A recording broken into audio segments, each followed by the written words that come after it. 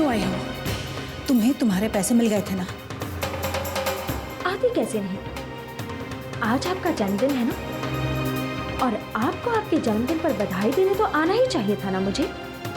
After all आपका और मेरी माँ का इतना पुराना और गहरा संबंध जो रहा है, अपने आप को रोकने की बहुत कोशिश करी मैंने, पर कमबख्त ये कदम। रुकिए रुकिए, पहले मेरी बात तो पूरी सुन लीजिए। मैं यहाँ बिन बुलाई मेहमान नहीं हूँ। आप जानना चाहेंगे कि मुझे यहाँ किसने बुलाया है? रायजादा खानदान के बड़े बेटे रुद्र ने। अब आप ही बताइए, मैं कैसे मना कर देती? तुम जो कुछ भी कर रही हो वो वादा खिलाफी है। तुम्हारी माँ को मैं इतने सालों तक पैसे देते आई थी क्योंकि वो अपना मुंह बंद रखे और मेरा ये राज अपनी जुबान पर न लाए।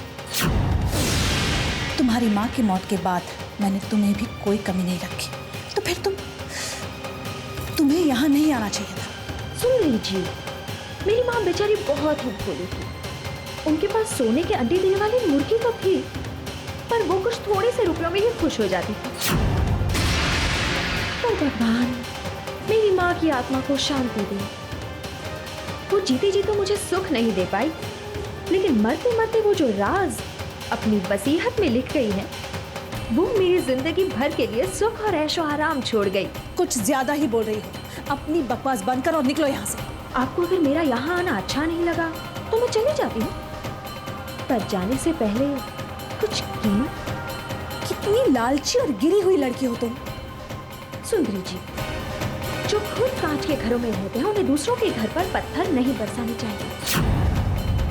मैं घटिया से गिरी हुई से, पर आप जैसा गिरा इंसान तो इस दुनिया में नहीं हो सकता। आप मुझे जो भी पैसा देती हैं, मुझ पर कोई एहसान नहीं करती, बल्कि आपकी मजबूरी है।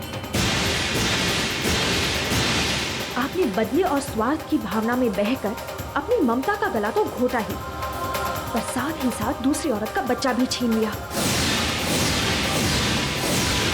एक माँ और बेटे को जुदा किया। बच्चे के जन्म लेते ही आपने हॉस्पिटल से बच्चे बदलवा दिए।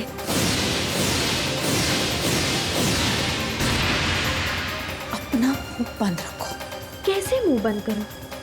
मुंह बंद करने का इलाज तो आपके पास है। और वैसे भी जरा सोचिए, अगर मेरा मुंह पार्टी में खुल गया और ये राज सबके सामने आ गया कि सुंदरी का बेटा रुद्र नहीं अंतरिक्ष है, और रुद्र ही रायजादा खानदान का असली वारिस है, और रुद्र ने ही कविता रायजादा की कोख से जन्म लिया है, तो सोचिए, सबके सामने आपका मुंह खुला का खुला रह जाएगा।